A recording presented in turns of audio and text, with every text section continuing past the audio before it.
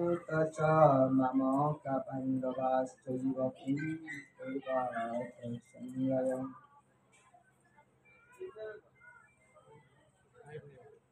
মহতের কৃপা ভিন্ন কার্য সিদ্ধি নাহি হয়। কৃষ্ণ ভক্তি দূরের কথা, সংসার বন্ধন না হয় কয়।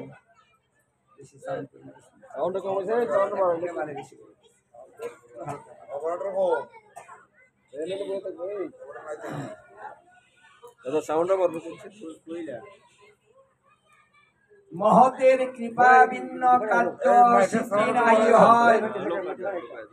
কৃষ্ণ ভক্তি দূরের কথা, সংসার বন্ধন না হয়।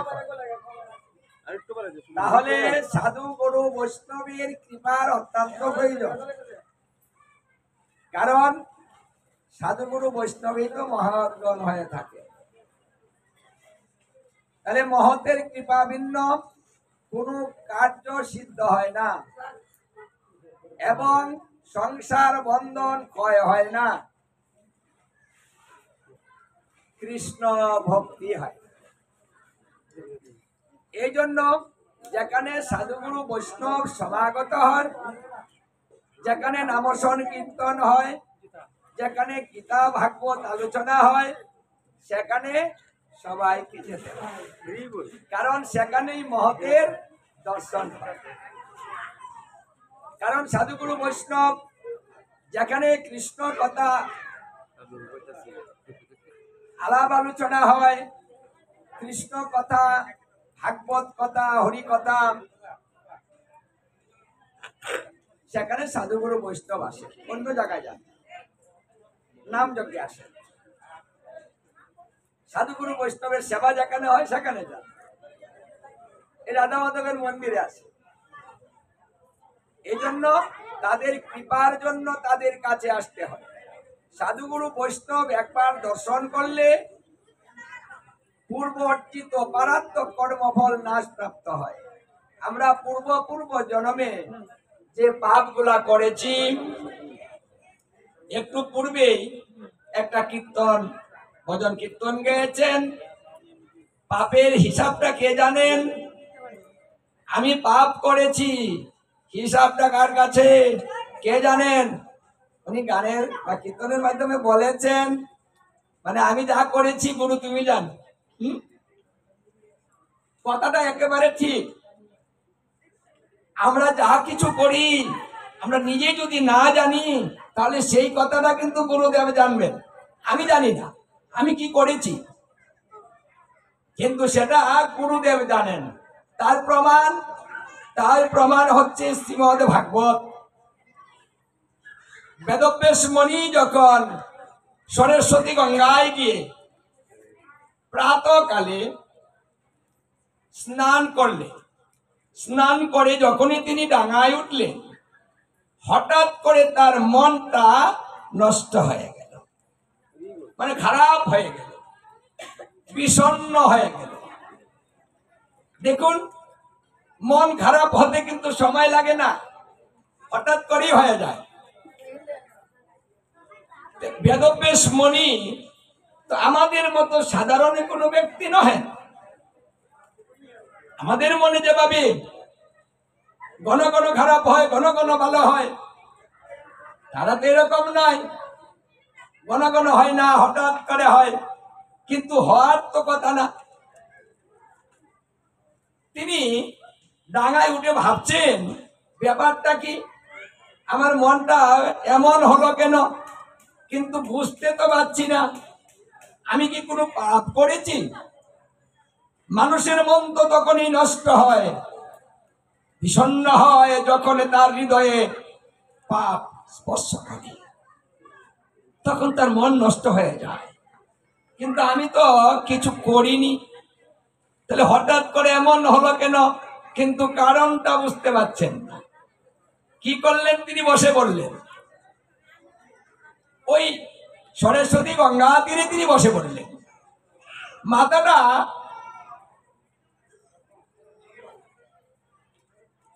মাথাটা নিচের দিকে দিয়ে তিনি ভাবতে রইলেন, এমনটা হলো কেন, কারণ কি, কিন্তু কোনো কারণ খুঁজে পাচ্ছেন না। দেখুন, যার মন নষ্ট হয়েছে উনি কারণটা খুঁজে পাচ্ছেন না। এমন সময় কৃষ্ণ গুণগান করিতে করিতে, নারায়ণ নারায়ণে জপ করিতে করিতে সেখানে নারদ মুনি এসে উপনীত হয়েছে। এই বেদব্যাসের গুরুদেব কিন্তু নারদ মুনি। শিষ্যের এই হেন অবস্থায় যখন সামনে গুরুদেব দাঁড়িয়েছেন, শিষ্যের মনটা কিন্তু আনন্দে ভরে গেল। কারণ আমার কি হয়েছে আমি বুঝতে পারছি না, কিন্তু আমার গুরুদেব যখন এসেছেন আমার কোনো চিন্তা নেই। গুরুদেবকে পুলন্ডিত হয়ে প্রণাম করলেন। গুরুদেব বলছেন, বেদব্যাস, তোমার মনের অবস্থাটা তো ভালো না, এমন হলো কেন? কি করেছো তুমি? কি হয়েছে তোমার? কেউ তোমাকে কোনো আঘাত করেছে? তোমার তো মন খারাপ হওয়ার কোনো কথা নেই, কারণ তুমি তো বিষয়ই নয়, তুমি তো বিষয় মুক্ত।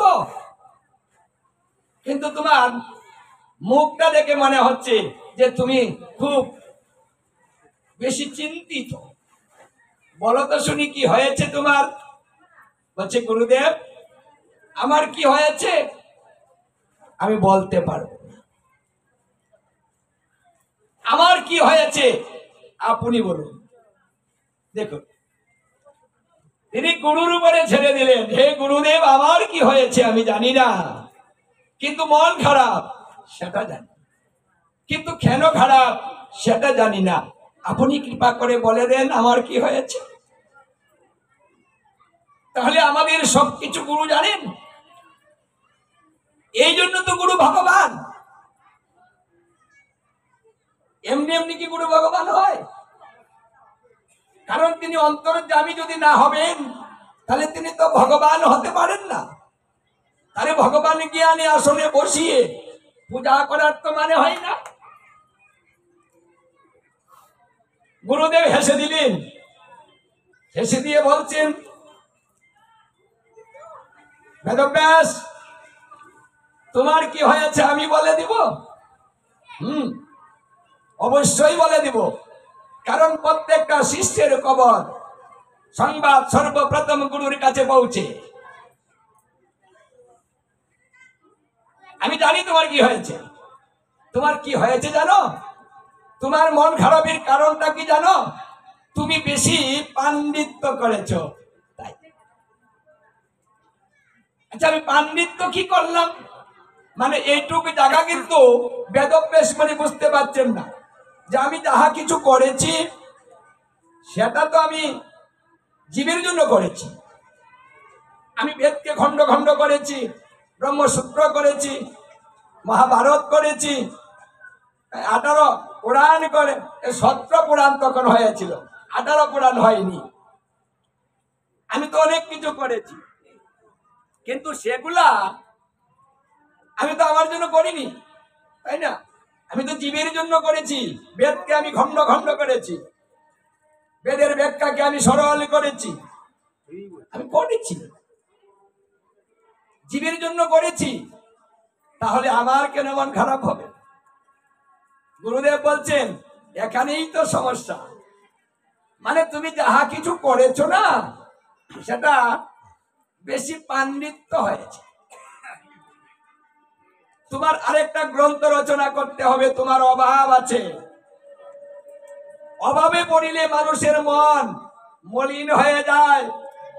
এই কথাটা আমার মহাপ্রভু বলেছিলেন, অভাবে পড়িলে সকলেই কাঁদে, অভাব না থাকলে কেউ কাঁদে না।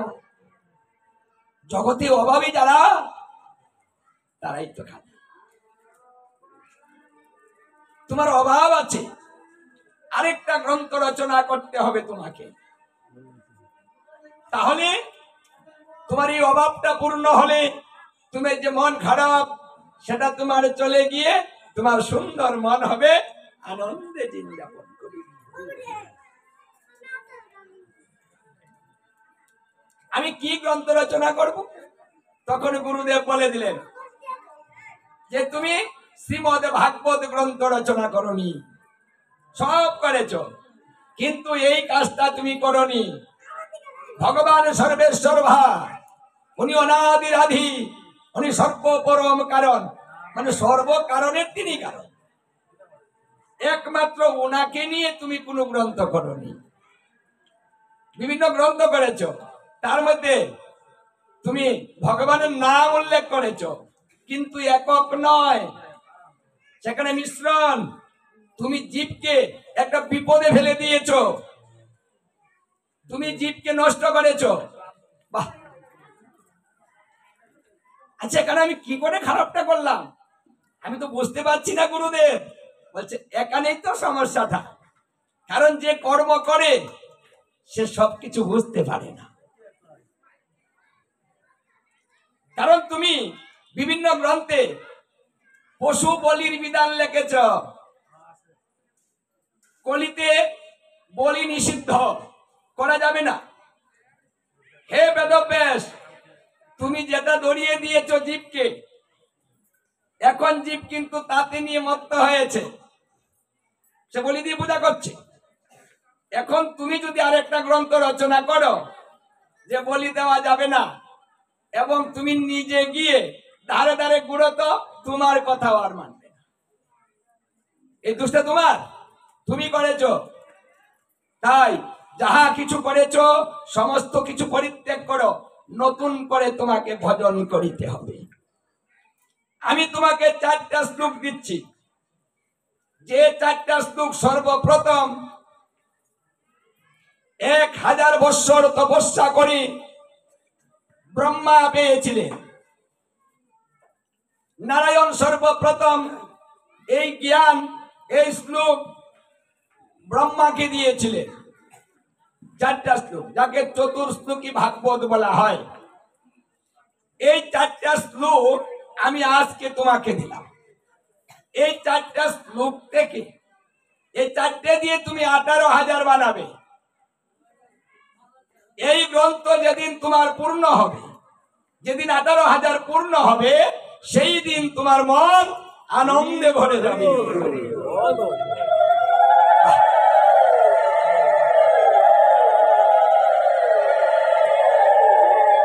গুরুদেব তো পদ্ধতি বললেন, 4টা শ্লোক দিলেন। বেদব্যাস মুনি বলছে এটা কি করে সম্ভব? আমি 4টা শ্লোক থেকে 18,000 কি করে করব? বলছে অসম্ভব বলতে কিছু নেই। মানুষ পারে না এমন কোনো কাজ নেই। ধীরতা অবলম্বন করো, ধৈর্য ধারণ করো, তুমি আমার কথা শ্রবণ করো। ধৈর্যই তোমাকে শান্তি এনে দিবে। কি করতে হবে? তোমাকে নতুন করে তপস্যা করতে হবে, তোমাকে আবার বদরিকা আশ্রমে বসতে হবে। একমাত্র শ্রীকৃষ্ণ ভিন্ন অন্য কারো ধ্যান করতে পারবে না। তুমি তার ধ্যান করতে থাকো, তিনি কৃপা করে তোমাকে তত্ত্ব জানাবেন। মানুষ কিচ্ছু পারে না, কারণ যে পর্যন্ত প্রভুর কৃপা না হয় সেই পর্যন্ত মানুষ কিচ্ছু করতে পারে না।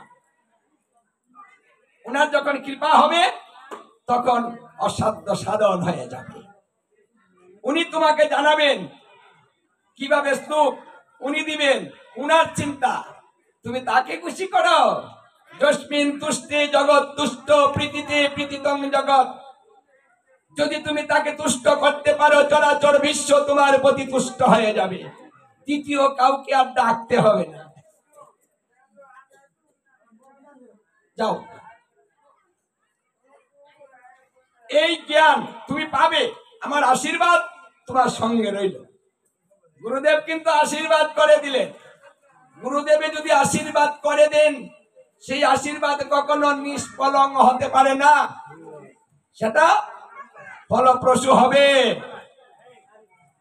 কারণ চৈতন্য চরিতামৃতে বলেছে, গুরু কৃষ্ণ রূপ হয় শাস্ত্রের প্রমাণে, গুরু রূপে কৃষ্ণ কৃপা করে ভক্ত জনে। গুরু যদি কৃপা করে কোন ভক্ত জনে, কৃষ্ণ অন্তর্যামী হইয়া শিখায় তাহাকে। মানে গুরু যদি কিছু বলে সেটা হতে হবে, কারণ এই কথাটা কৃষ্ণর কথা।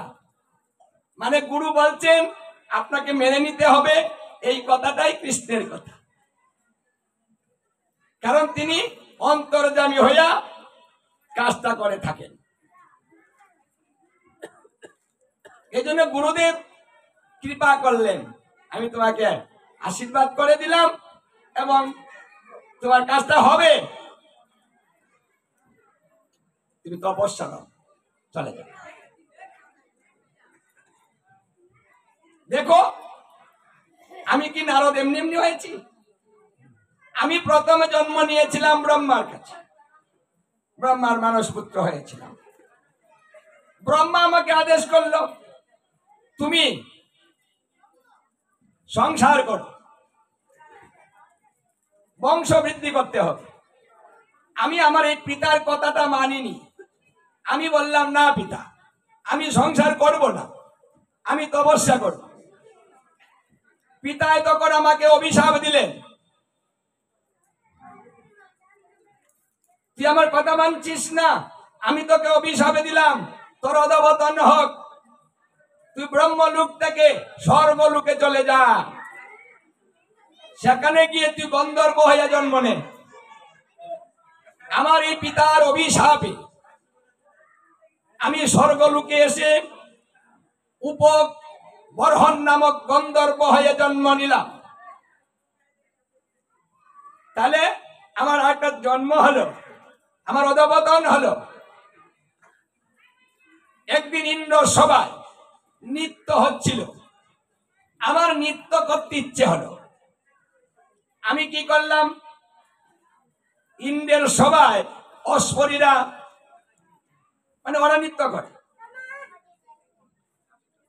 এখন আমি কি করে করব, তাই আমি কি করলাম, মেয়ে রূপ ধারণ করলাম, সাজলাম, মেয়ে সেজে আমি নৃত্য করতে ইন্দ্রের সভায় চলে গেলাম। সেখানে গিয়ে আমি নৃত্য শুরু করলাম। এক সময় আমার নৃত্যতে এমন নৃত্য হচ্ছে যে আমি যে সেজেছিলাম ওই চুলগুলা খসে পড়ে গেল। সবার মধ্যে যখন আমার চুল কষে পড়ে গেল, আমি তো ধরা পড়ে গেলাম যে আমি তো মেয়ে না, আমি তো গন্ধর্ব। দেবরাজ ইন্দ্র ক্রোধান্বিত হলেন,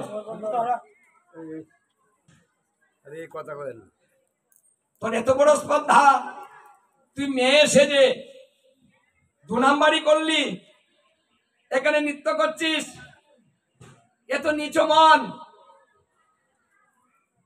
আমি তাকে অভিশাপ দিলাম, স্বর্গলোকে থাকার তোর কোনো অধিকার নেই, তুই মত্ত লোকে চলে যা। ব্রহ্মলোক থেকে এসেছে স্বর্গলোকে, স্বর্গলোক থেকে আবার অভিশপ্ত হয়ে জন্ম নিল ধরাধাম পৃথিবী লোকে চলে যা। সেখানে গিয়ে তোর দাসীর ঘরে জন্ম হবে, তোর পিতার নাম বলতে পারবি না, এটা তোর সাজা। কঠিন কিন্তু। এই কথাটা কে বলছেন? নারদ মুনি নিজে বলছেন, শিষ্যের কাছে বলছেন, শেয়ার করছেন। কেন শেয়ার করছেন? যে আমি কি করে নারদ হলাম, আমি কি করে কৃষ্ণ পেলাম, আমি কি করে আজ বড় হলাম, আমার কি করে এত জ্ঞান হলো, এই শক্তি আমি কোথায় পেয়েছি? আমি দাসীর পুত্র হয়ে জন্ম নিলাম, তাহলে আমি একেবারে নিচে চলে এলাম না?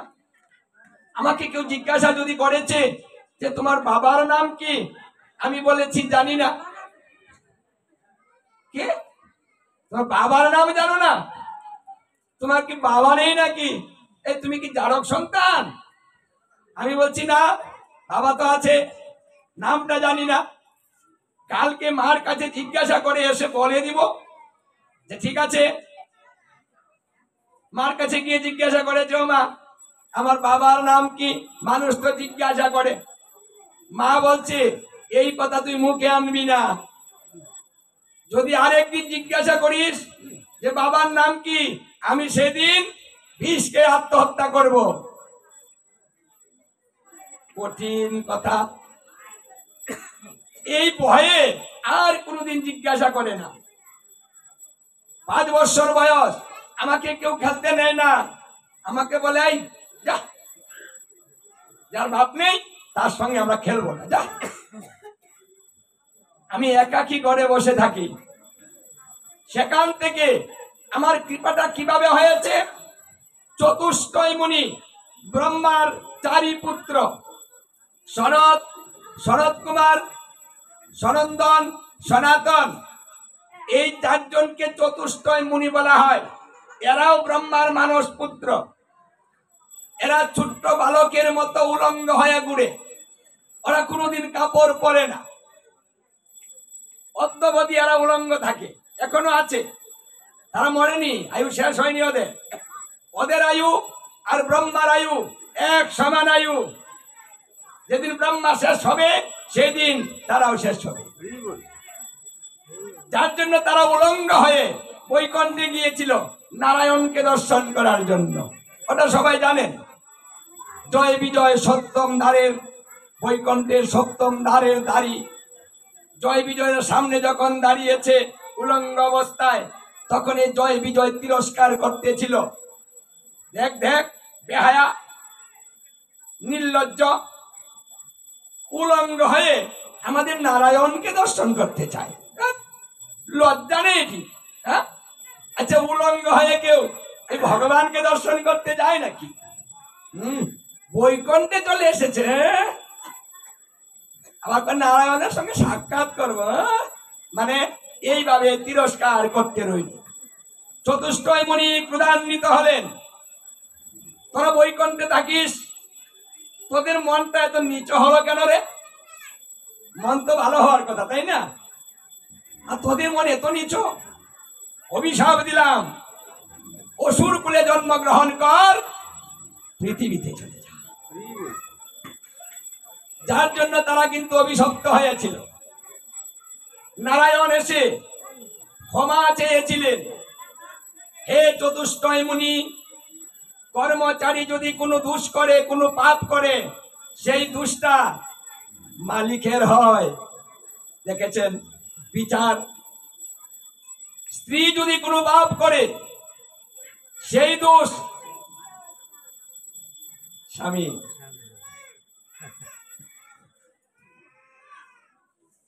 শিষ্য যদি কোনো দোষ করে, সেই দোষ গুরুদেবের। আমার দোষ, আমি মানুষ করতে পারিনি। আপনার অভিশাপ দিয়েছেন যথার্থ। দেখুন, নারায়ণও কিন্তু বাঁচাতে পারেননি। দেখুন, যদি আপনি কোনো দোষ করে নারায়ণের কাছে থাকেন, বা ভগবানের কাছে থাকেন, বা কৃষ্ণের কাছে, গোলক বৃন্দাবনে থাকেন, সেখানে অভিশাপ যদি কেউ দেয় কোনো ভক্ত, সেখান থেকে অধঃপতন। ভগবান পেলেই যে আপনি শেষ হয়ে গেলেন, দেখুন, তাও না। ভগবানের কাছে থাকলে অধঃপতন হয় যদি তার নীতি ভ্রষ্ট হয়। হরে কৃষ্ণ। এটা লক্ষ্য রাখুন, নীতি ভ্রষ্ট করলে কখনোই আপনি যেখানেই থাকুন, সেখান থেকে আপনাকে অধঃপতন হতে হবে। যার জন্য নারায়ণ বলেছিল, যথার্থই তোমরা অসুর কুলে জন্মগ্রহণ করবে, তবে তোমাদের একটা সুযোগই দিতে পারি। যদি তোমরা আমাকে বন্ধু ভাবো, তাহলে 7 জন্ম পরে তোমরা আমাকে পাবে। যদি শত্রু ভাবো, তাহলে 3 জন্ম পরে আমাকে। এখন বলো কোনটা নিবে? জয় বিজয় বলেছিল, হে প্রভু, আমরা তোমার বন্ধু হতে চাই না, শত্রু হতে চাই। কারণ বন্ধু হলে 7 জনম, আর শত্রু হলে 3 জনম। তাহলে সত্য, ত্রেতা, দ্বাপর, এই 3টা যুগ। বাস, এই 3টা যুগে 3টা জন্মে আমরা তোমাকে পেয়ে যাব। তাই শত্রুই তো ভালো। দেখুন ভগবানের শত্রু ভক্ত কত চালাক। হ্যাঁ, শত্রু হতে চায় তাড়াতাড়ি ভগবানকে পাওয়ার জন্য, বন্ধু হতে চায় না। যার জন্য তারা কিন্তু জন্ম নিয়েছিল হিরণ্যক্ষ হিরণ্যকশিপু সত্যযুগ। ত্রেতা যুগে রাম আর কুম্ভকর্ণ, দ্বাপর যুগে শিশুপাল দন্তবর্ক। এই যে তারা প্রতি জন্মে জন্মে জন্ম নিয়েছে, ভগবানের বিরুদ্ধে আচরণ করেছে। আর বিরুদ্ধে আচরণ করণের জন্য বিষ্ণু কথা দিয়েছিলেন, প্রতিবার নিজের হাতে তোমাদেরকে আমি শেষ করে দেব। যদি ভগবানের হাতে কেউ মৃত্যুবরণ করে তার তো অধঃপতন হয় না, যার জন্য তাদের কিন্তু অধঃপতন হয়নি, সুযোগ পেয়েছে। এইভাবে তারা আবার 3 জন্ম পরে আবার বিষ্ণু লোকে চলে গিয়েছে। তাহলে এখানেও দেখুন অধঃপতন হয়েছে একেবারে দাসী পুত্র। দাসীর প্রথা এখন নেই, এটা পূর্বে ছিল, এটা কিন্তু সবাই জানেন। আমাদের বাড়িতেও ছিল, ওটা দেখেছি, তাদের সন্তানাদি এখনো আছে, আমাদের সাথেই চলে, সমস্যা নেই। ওটা সব ভুলে গিয়েছি, সবাই ভুলে গিয়েছে। আশীর্বাদটা কে দিয়েছে? চতুষ্টয় মুনি। দেখুন আপনার অধঃপতন থেকে বাঁচতে পারেনি যদি কোনো মহৎ ব্যক্তি আপনাকে আশীর্বাদ করে বলে তুই এখান থেকে মুক্ত হয়ে যা। ছোট্ট একটা কথা, হ্যাঁ, কথাটা কিন্তু বড় নয়। আমি অনেক অপরাধ করেছি জীবনে, জানি না কি করেছি, জানা না জানা কত অপরাধ আমারও হয়েছে, কত মানুষকে কষ্ট দিয়েছি। প্রত্যেকটা মানুষ কিন্তু অপরাধ করে, কেউ জেনে করে, কেউ না জেনে করে। অপরাধ শূন্য কিন্তু কেউ নয়, অপরাধ হবেই, এটাই পৃথিবীর নিয়ম। এখানে আসলে হঠাৎ করে কোথায় দিয়ে যে কি হয়ে যায় ওটা কেউ বলতেই পারে না, হতে পারে। এখান থেকে যদি আপনি মুক্ত হতে চান তাহলে সাধুগুরু বৈষ্ণবের কৃপা যদি হয়ে যায় অনায়াসে মুক্ত হয়ে যাবে। সাধনে ভজনে ভিন্ন, সেই কৃপাটা সাধন ভজনে ভিন্ন, এক কথাতে হয়ে যায়, যা তোর কল্যাণ হোক। একটা কথা এখানে কি বলেছিল? একটা কথা। 4 জন ব্রাহ্মণ, এই চতুষ্টয় মুনি, তখন তো তিনি চিনতেন না। তারা এসে বলেছিল, এই এখানে ব্রাহ্মণের বাড়ি কোনটা রে? বলছে আমি ব্রাহ্মণের বাড়ি চিনি, আমার মা ওই ব্রাহ্মণ বাড়িতে কাজ করে, কিন্তু ওই বাড়ির ভিতরে কিন্তু আমি যেতে পারবো না। কেন জানো? আমি না দাসী পুত্র, আমার বাবার নাম জানি না, তাই কারো বাড়ির ভিতরে আমি যেতে পারি না। ছোট্ট শিশু তো 5 বৎসরের। এই কথাটা চতুষ্টয় মুনির কাছে বলেছিলেন। চতুষ্টয় মুনি বলছে, বাহ, তুই তো সুন্দর কথা বলেছিস, তোকে কেউ দেখতে পারে না বুঝি? বলছে না না, কেউ ভালোবাসে না, কাছে নেয় না, সবাই দুরু দুরু করে তাড়িয়ে দেয়, তাই আমি একাকী সারাদিন থাকি।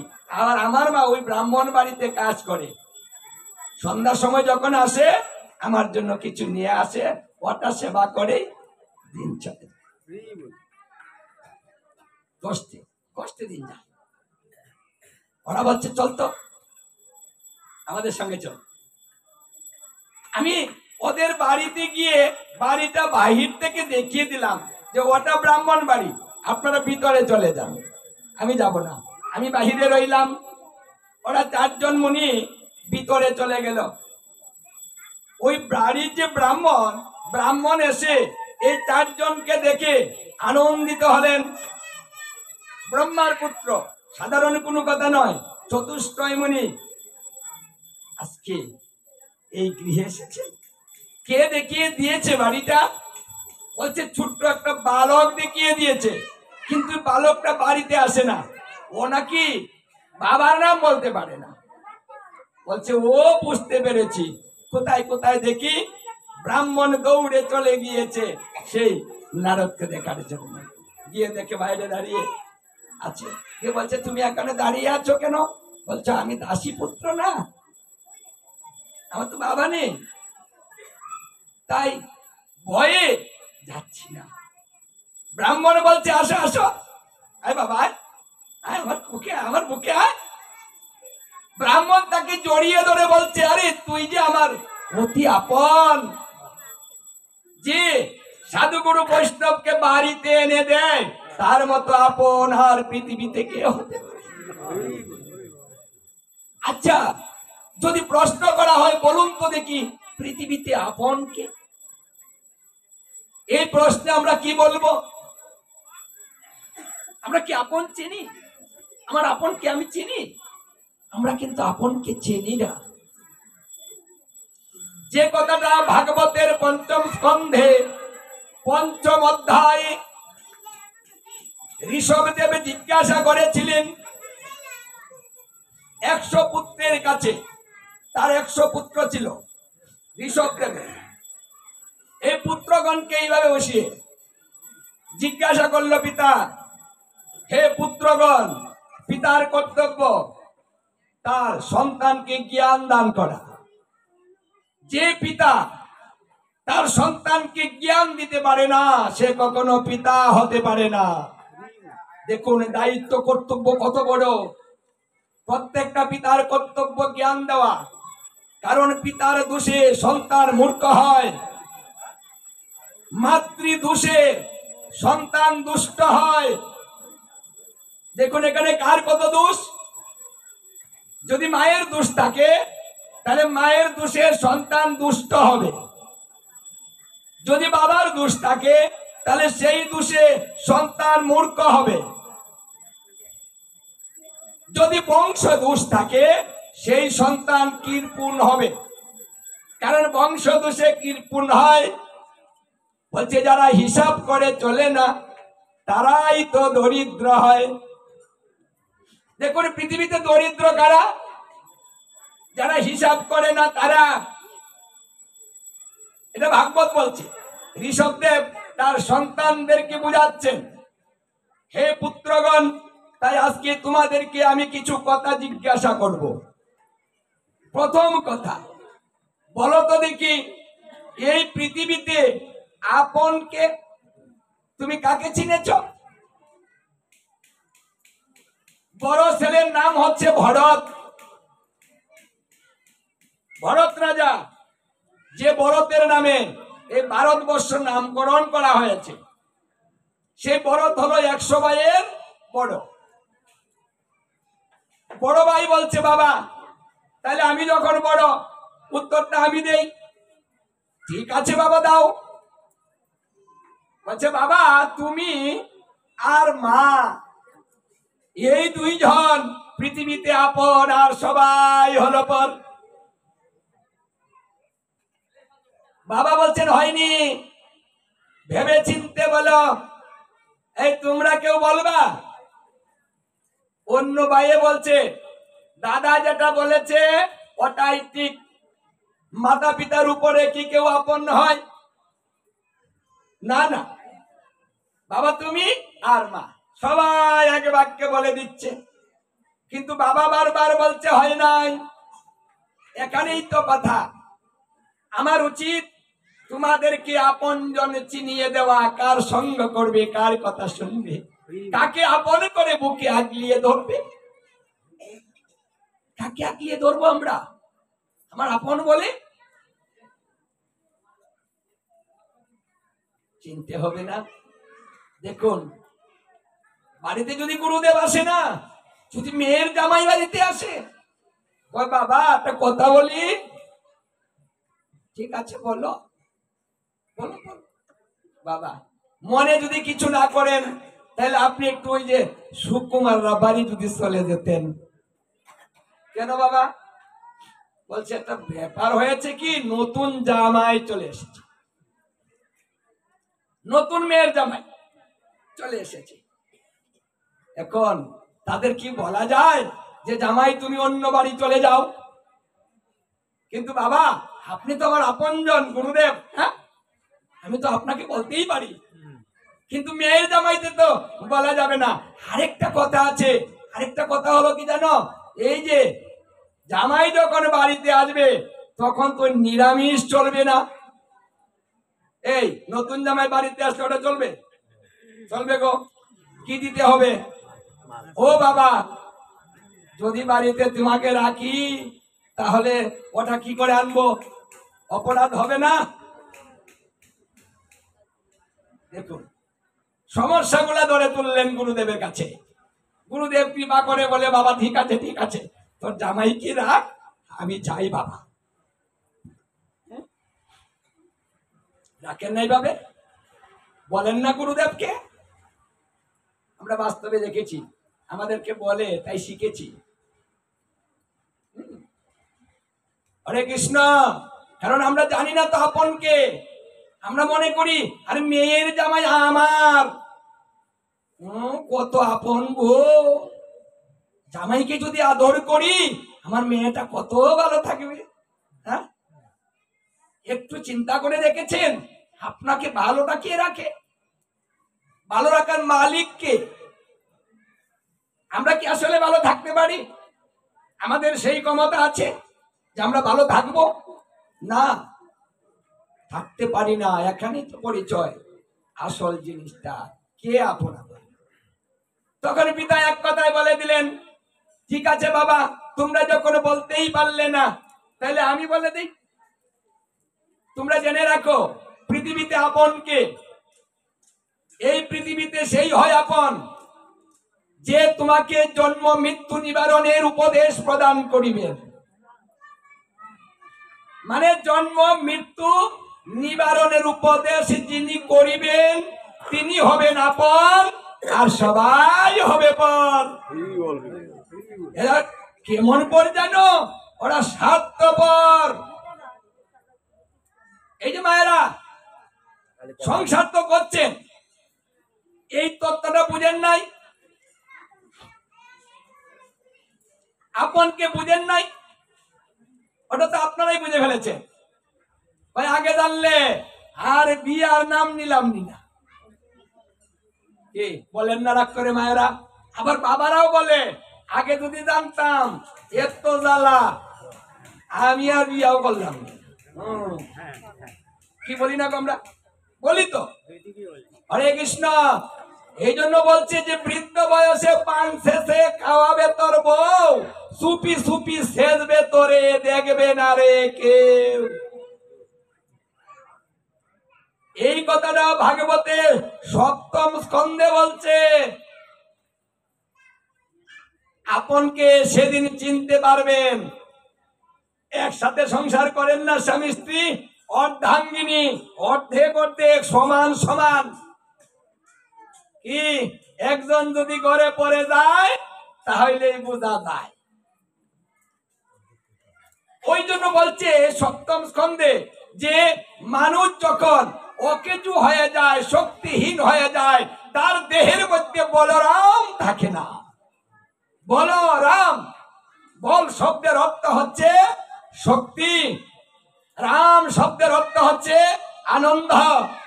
আচ্ছা আমরা আনন্দটা কখন করি গো? আনন্দ কখন করতে পারি? যখন ঘরে পড়ে যায়, চলতে পারি না তখন করি, না দেহে যখন শক্তি থাকে তখন করি? আনন্দ ভর্তি কখন আসে? শক্তি থাকিতে এই আনন্দটা আসে। এই জন্য দেহের মধ্যে যদি বলরাম না থাকে, বলরাম মানে শ্রীকৃষ্ণের বড় ভাই বলরাম, যে দেহে বলরাম থাকে না সেই দেহে কৃষ্ণও থাকে না। ওটা কৃষ্ণ বলেছে দাদা তুমি যেখানে থাকো না আমিও সেখানে থাকি না, তোমাকে ছাড়া আমি কোথাও থাকবো না, আমি কথা দিলাম। তাহলে আমাদের প্রাণটা হচ্ছে কৃষ্ণ, প্রাণ গোবিন্দ, উনি হচ্ছেন প্রাণ, আর শক্তি হচ্ছে বলরাম, এই দুটা কিন্তু পাশাপাশি, একটা ছাড়া একটা চলে চলে না। এই জন্য রাধারানী আক্ষেপ করে বলছেন, শুন বৃন্দে, আমার গোবিন্দকে সময় থাকতে কেউ ভালোবাসে, জানিস কখন ভালোবাসে? এই জগৎ যখন তাকে ভালোবাসে না। এই জগৎ জগৎ যখন ছুঁড়ে মারি, আপন যখন পর হয়ে যায়, যাকে আগলিয়ে রেখেছিলেন এতদিন, সে যখন আপনার কাছ থেকে দূরে চলে যায়, যাকে দেখে, যার জন্য স্বপ্নে দেখেছিলেন, যাকে নিয়ে এত স্বপ্ন, সেই স্বপ্নের সেই সন্তান, সেই আপনজন যখন চেনে না, জিজ্ঞাসা করে না, মানুষ তো তখন গোবিন্দকে ডাকে, হে গোবিন্দ, সময় থাকতে তোমাকে বুঝিনি, আমি তো বুঝিনি আমাকে যে এই আঘাতগুলা করবে। সংসার থেকে আঘাতগুলা কোথায় থেকে পাই? কে দিচ্ছে আঘাত? আপনি যাকে বেশি আদর করবেন, ভালোবাসবেন, সে আঘাতটা কিন্তু সেখান থেকে আসে। আঘাত কিন্তু অন্য বেশি দেয় না, আপন জনে দেয়। রাধারানী বৃন্দের কাছে আফসোস করে বলছে, যাকে বেশি ভালোবাসে সে যখন আঘাত দেয় তখন সহ্য করতে পারে না, তখন বলে, হে গোবিন্দ, তুমি আমাকে নিয়ে যাও, এই জগৎ আমার আর ভালো লাগে না। কাঁদে, গুমড়ে গুমড়ে মানুষ কাঁদে, আর গোবিন্দকে ডাকে, তুমি আমাকে নিয়ে যাও, সংসার আর ভালো লাগে না। কিন্তু এই কথাটা আগে বলে না। আমার আফসোস, যদি আগে বলতো, আগে চিনতো, তাহলে মানুষের কষ্ট হতো না।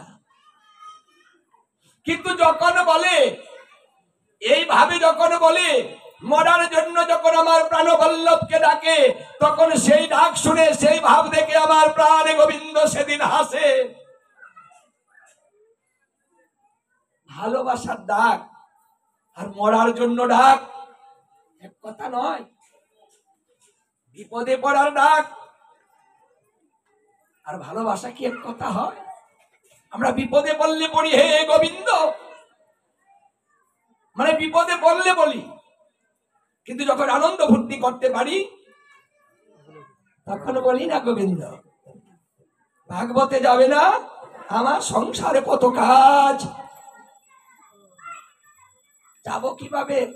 আমার নাতিপতি আছে না, ছেলে মেয়ে আছে না, কাজগুলা কে করে দিবে? আমরা তখন এই কথাগুলা বলি, তাই না? বলছে, আয়না রে ভাই, হরি বলে, মন খুলে প্রাণ খুলে আয়। ও যেদিন রোগে সুগে শুয়ে থাকবি, সেই দিন তোর কাজকে চালায়।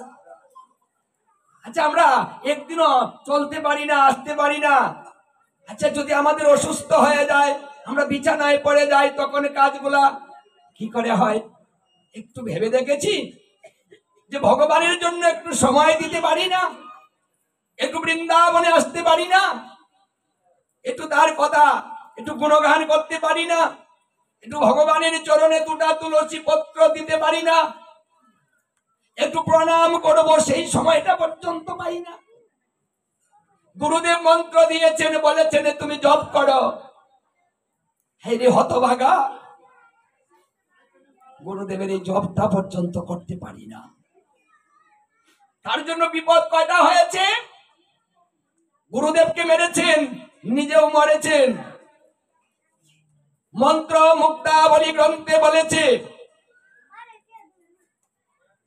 মন্ত্র যারা নেই, মন্ত্র নিয়ে যদি যন্ত্র জপ না করে এবং জপবিহীন যদি প্রতিদিন আহার করে, তাহলে সেই ব্যক্তি 432 কোটি বৎসর কৃমি হইয়া বাস করে।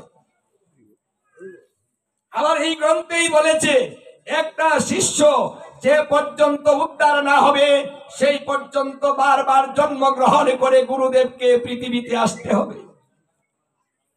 তাহলে বিপদটা কার হয়েছে দেখুন, নিজেও তো মরেছেন, আপনার জন্য আপনার গুরুদেব মরেছে। বিপদ। রাধারানী আক্ষেপটা কেন করছেন?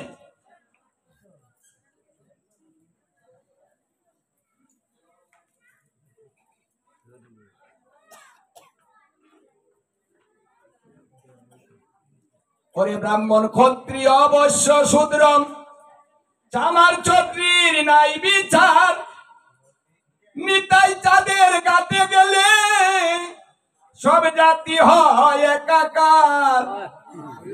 ওরে ডাকছে নিতাই বাহু তুলে, ওরে আইকে যাবে আই সকালে। ওরে ডাকছে নিতাই, ওরে বাহু তুলে, ওরে আইকে যাবে আই সকালে। ওরে বেলা গেলে সন্ধ্যা হলে পারি দেওয়া গড়বে দায়। ওরে বল হরি বল হরি বলে কে যাবে রে নিতাই না। নিতাই ডাকছে, দয়াল। নিতাইকে এই জন্য দয়াল বলা হয়, কেউ বিপদে বললে কেউ ডাকে। এখানে বিচার করুন তো, আপনি যদি বিপদে পড়েন, আপনার পাশে কেউ দাঁড়ায়, মরছে মর, এখন কে বিপদে পড়ছে মর, মানে বিপদে পড়েছেন না মরেছেন হাততালি দিবে, উদ্ধার করতে পাশে দাঁড়াবে না। এটা এই জগৎ। ডাকছে কে? আমার নিতাই দয়াল। বলছে বিপদে পড়েছিস, আমি তোদেরকে নিতে এসেছি, চলে আয়। আমরা কত পাষণ্ড হয়েছি, আমাদেরকে উদ্ধার করার জন্য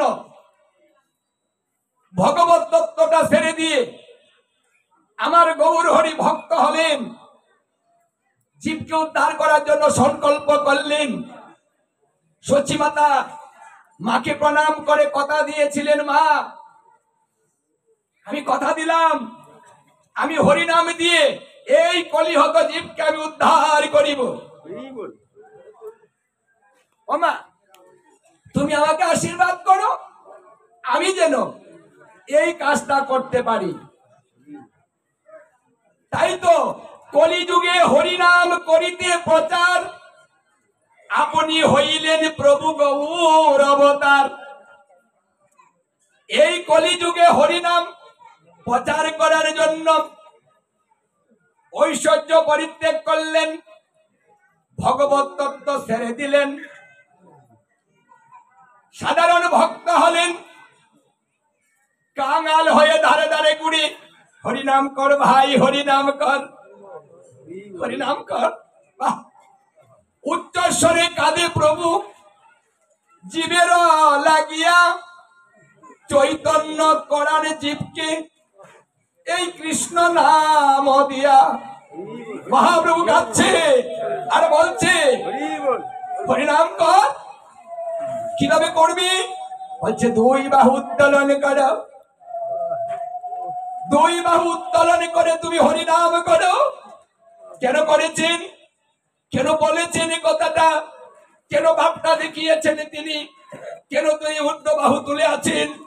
কারণটা হচ্ছে আত্মসমর্পণ।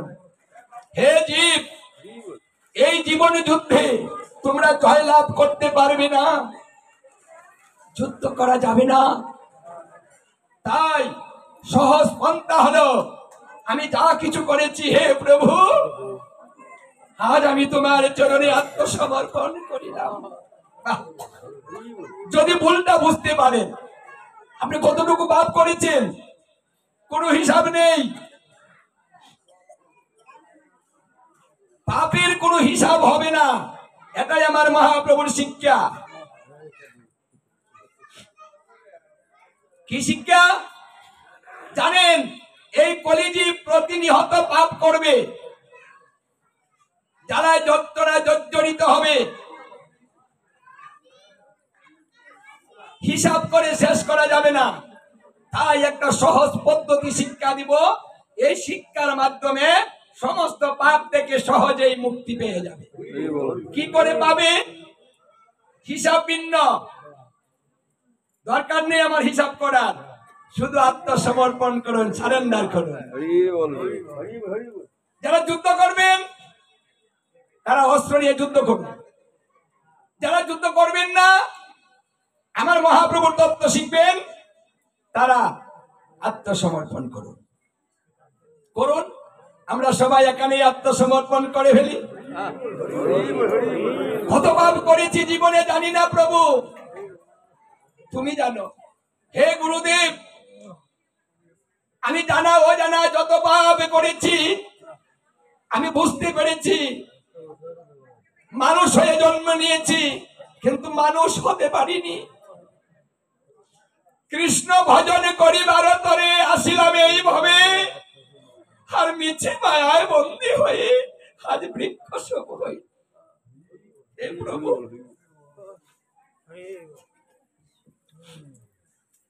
এই জগতের মায়ার মধ্যে পড়ে আমি একটা বৃক্ষ হয়ে গিয়েছি।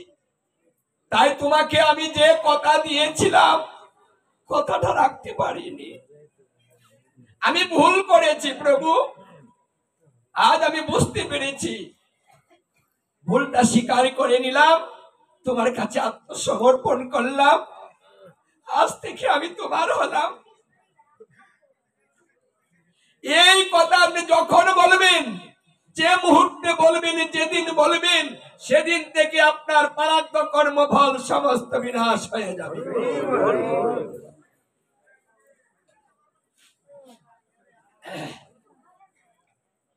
এই তত্ত্বটা আমার মহাপ্রভু শিখিয়েছেন।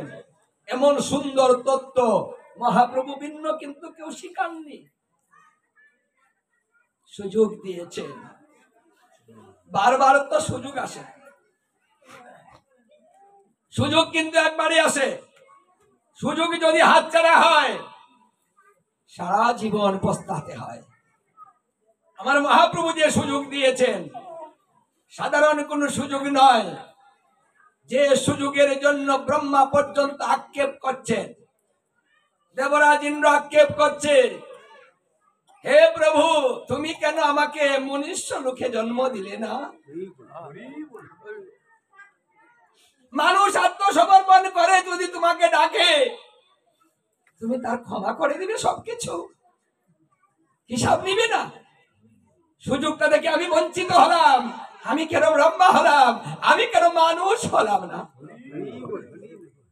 কেঁদে কেঁদে বলছেন, হে প্রভু যদি তুমি আমাকে আবার জন্ম দাও, সেই জন্মটা যেন তুমি আমাকে এই মনুষ্য লোকে দাও। আমি চাই না সৃষ্টিকর্তা হতে, চাই না ব্রহ্মা হতে, চাই না ব্রহ্মলোক।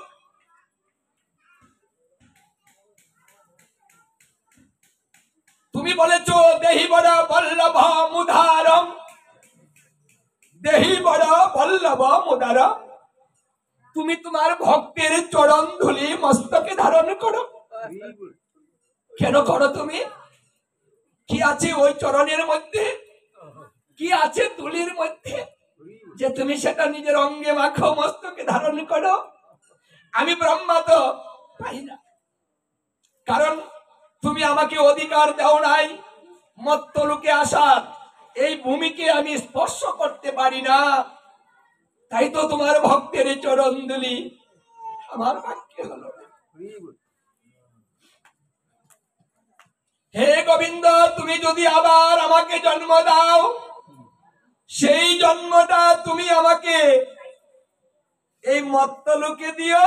যদি মানুষ না বানাও তাতে আমার দুঃখ নাই, তৃণলতা গাছ বানিয়ে আমাকে ধরা দামে জন্ম দিয়ে দিও, গাছ বানিয়ে দিও। ব্রহ্মা গাছ হবেন, আমরা যে গাছ হতে চাই না, আমরা যে বড় হতে চাই। চতুর্বেদের ভক্তা তিনি, আর তিনি কিনা গাছ হতে চান। কেন চান? এই জন্য চান, হে প্রভু, আমি যদি গাছ হয়ে জন্মগ্রহণ করি, আমার গাছ জন্মটা সার্থক হবে, কারণ আমার উপর দিয়ে তোমার ভক্ত বিচরণ করিবে, তোমার ভক্তের চরণ দুলি সদা সর্বদা আমি অঙ্গের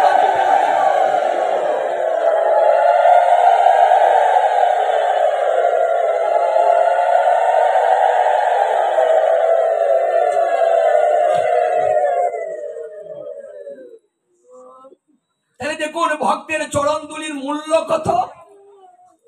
যেটা ব্রহ্মা গাছ হয়ে জন্ম নিয়ে ভক্তের চরণ দুলি চায়। সুযোগ, এই যে আপনারা সুযোগ পেয়েছেন, এখানে সুযোগ হচ্ছে। তিনি কথা দিয়েছেন, আমি নব বৃন্দাবনে যাব, হে রাধারানী এবার আমি বিক্রি হয়ে যাব। রাধারানী বললেন, হে প্রাণবল্লভ, তুমি বিক্রি হয়ে যাবে? জীবের কাছে এমন কি আছে যে তোমাকে জীব কিনতে পারে? কিসের দ্বারাতে তুমি বিক্রি হবে? বলছে, বৃন্দাবনে এসে আমার কথা ভাবিতে ভাবিতে, আমার কথা শ্রবণ করিতে করিতে, আমার রূপ মাধুরী দর্শন করিতে করিতে যদি কোনো ভক্ত দুপুটা নয়নের জল দেয়, আমি সেই দুপুটা নয়নের জলের কাছে জনমের মতো বিক্রি হয়ে যাব। আমি সেই ভক্তের দাসত্ব স্বীকার করে তার দাস হয়ে তার পিছু পিছু যাব, আমি তার বাড়িতে চলে যাব, আমি তার কাজ করে বেড়াবো। এত সস্তা হলেন তিনি। শুধু এই সুযোগ কলিকালের জন্য। কোথায় বিক্রি হবেন, কোন হাটে হবেন, হাটের নাম বলে দিয়েছেন। যেখানে হবে সাধুগুরু বৈষ্ণবের আগমন, যেখানে হবে নাম শন কীর্তন, যেখানে হবে গীতা ভাগবত অধ্যয়ন, সেখানে হবে আমার নব বৃন্দাবন। আর সেই নব বৃন্দাবনে যদি কেউ দুপোটা নয়নের জল দেয়, সেখান থেকে কিনে নিয়ে বাড়ি যাবে, আমি তার হয়ে যাব, আমি আমার থাকবো না। সেই সুযোগ আমরা এই রাধা মাধব আক্রাতে পেয়েছি। কাল থেকে দুদিন মহন্ত বিদায় আগ পর্যন্ত এই হাট চলবে। এখানে আপনি দুপোটা নয়নের জল দিয়ে কিনে নিয়ে যান। অনন্ত কোটি ব্রহ্মাণ্ডের মালিক যদি আমরা কিনতে পারি, তাহলে আমরা কি হব? বলছে, তুমি ধনী হয়ে যাবে। যদি তুমি আমাকে কিনতে পারো, তোমার কোনো অভাব থাকবে না, কারণ আমি অনন্ত কোটি ব্রহ্মাণ্ডের মালিক। আমি যার হয়ে যাই, আমার ধন তার হয়ে যায়। হবে কি দিয়ে? বলছে, ভালোবাসা দিয়ে, অন্য কোনো ভাবে নয়। এই ধনের ধনী যদি কেউ হতে চায়, শুধু ভালোবাসা, অন্য কোনো ভাবে নয়, শুধু ভক্তিপূর্ণ ভালোবাসা। আসুন সুযোগটা কাজে লাগাই। জনমটা পেয়েছি ভালো, এত সুন্দর জনম দেবতারা পায়নি। আমাদের জনমটাকে দেব দুর্লভ বলা হয়। আজকে সুযোগ আছে হাতে, যদি কালকে না থাকি, সুযোগটা কিন্তু আর পাচ্ছি না। জানি না কবে প্রাণ পাখি দেখো এই দেহ থেকে চলে যায়, গণা শুরু হয়ে যাবে। তাই আসুন, যে কটা দিন দেহে প্রাণ আছে, আমরা সবাই এই নববৃন্দাবনে এসে দুপোটা নয়নের জল দিয়ে আমার ভগবানকে কিনে নিয়েছেন। হরে কৃষ্ণ। দেখুন আজকে